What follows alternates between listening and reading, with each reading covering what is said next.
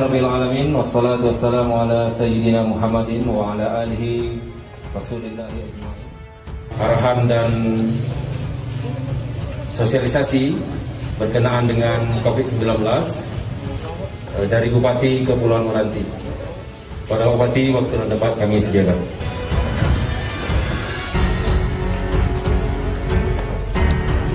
Bismillahirrahmanirrahim. Assalamualaikum warahmatullahi wabarakatuh. Untuk memberikan penjelasan tentang adanya salah satu anak muda kita yang menurut berita di media sosial itu terkonfirmasi tertular COVID-19 ketika berada di Banten dan Jakarta. Untuk itu, supaya masyarakat tidak menjadi resah dan semua masyarakat bisa mendapatkan informasi yang benar dan terkini, kami mungkin perlu menyampaikan kepada kita semua. Bapak Ibu yang saya hormati, bahwa adinda kita yang tertular itu, mungkin kita sudah tahu, tetangga kita di sini, berinisial namanya F, usia lebih kurang 26 tahun, dan kira-kira 3 minggu yang lalu beliau ini diundang oleh sahabatnya, oleh kerabatnya, untuk menghadiri pesta pernikahan di Serang, Banten. Kemudian dari sana sempat menginap di Jakarta 2 hari atau 3 hari, baru pulang ke Selat Panjang melewati Pekanbaru. Beberapa hari setelah yang bersangkutan sampai di Selat Panjang, menurut keterangan keluarganya, yang bersangkutan terserang penyakit flu dan disertai dengan panas yang tinggi. Lalu sempat berobat ke rumah sakit Al-Air, diberikan obat. Setelah beberapa hari sampai dengan obatnya habis, tidak sembuh juga. Lalu beliau melanjutkan berobat ke Dr. William. Kemudian setelah obatnya habis juga tidak sembuh. Dan hari ke-15 yang bersangkutan kembali masuk kantor, yaitu di kantor Badan Amil Zakat Nasional yang ada di Masjid Raya Selat Panjang. Dan ketika itu yang bersangkutan sempat tidak sadarkan diri atau pingsan. Kemudian setelah itu yang bersangkutan dibawa pulang kembali ke rumah untuk dirawat oleh keluarganya di rumah. Beberapa hari kemudian, tepatnya kemarin, beliau pergi keluar ke pasar dan jatuh pingsan. Oleh tukang becak dibantu dan dibawa ke rumah sakit umum daerah. Bapak Ibu sekalian saya hormati, berdasarkan riwayat tersebut di atas, kemudian pihak RSUD melakukan rapid test. Rapid test ini adalah sebuah tahap yang dilakukan untuk menguji apakah seseorang itu berpotensi tertular COVID-19 atau tidak. Berdasarkan rapid test yang dilakukan, ternyata menunjukkan hasil yang positif. Hasil yang positif ini memberikan informasi kepada kita bahwa yang bersangkutan ini berpotensi tertular COVID-19 atau virus corona. Namun demikian, bukan berarti beliau ini sudah pasti tertular virus corona. Karena ini harus dibuktikan lagi dengan tes tahap kedua yang disebut dengan uji PCR.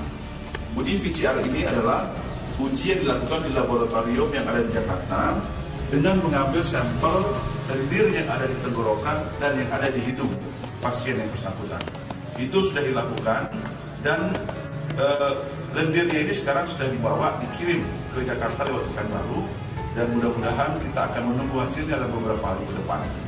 Kemudian untuk mengantisipasi itu, kami bergerak cepat karena informasinya baru kemarin. Tadi pagi tim gugus tugas COVID-19 Kabupaten Kepulauan Meranti sudah bergerak cepat mengadakan tracing atau mendata siapa saja yang pernah melakukan kontak dengan adinda kita ini.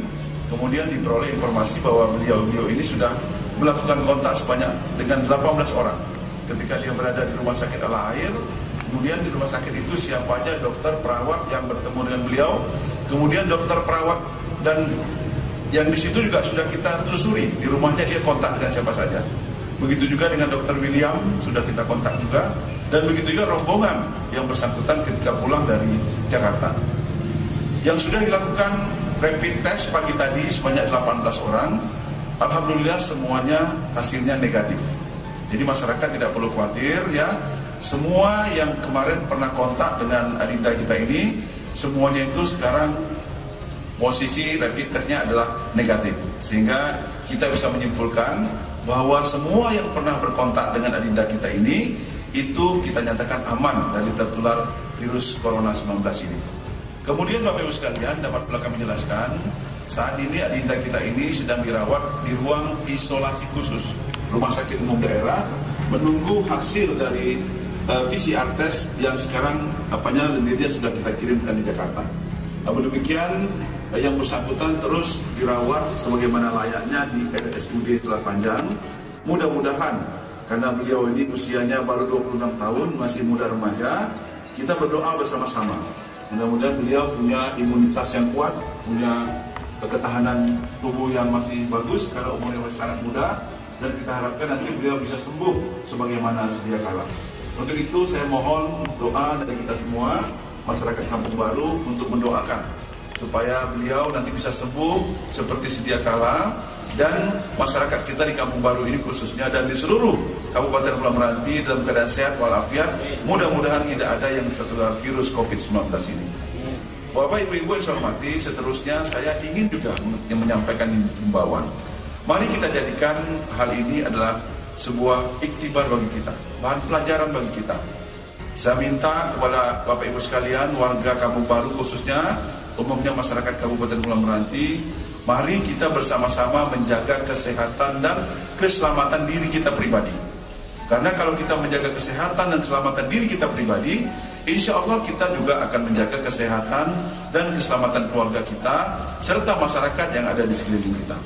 Bagaimana caranya? Alhamdulillah, saya terima kasih hari ini semuanya sudah menggunakan masker, menjaga jarak, dan saya menghimbau untuk tidak bersalaman untuk sementara waktu sampai dengan COVID-19 ini dinyatakan aman oleh pemerintah.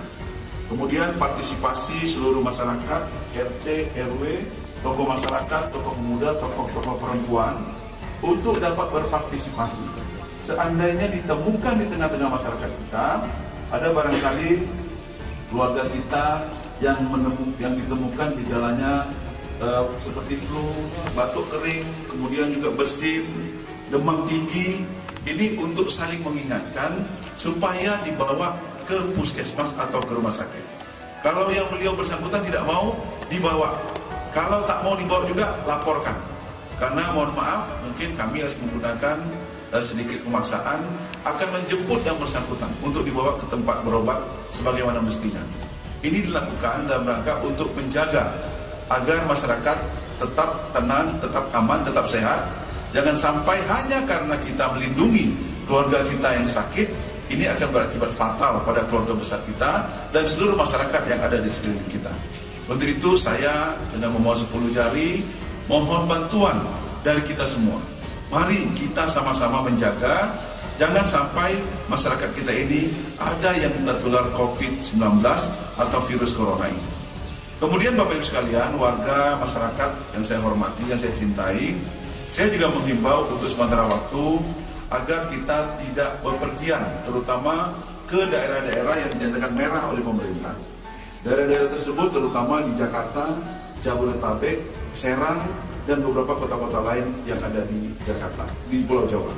Begitu juga untuk kita yang ada di Selat Panjang, sesuai dengan anjuran pemerintah untuk memutus mata rantai penularan COVID-19 ini, kita dianjurkan untuk sementara waktu sedapat mungkin bisa diam di rumah.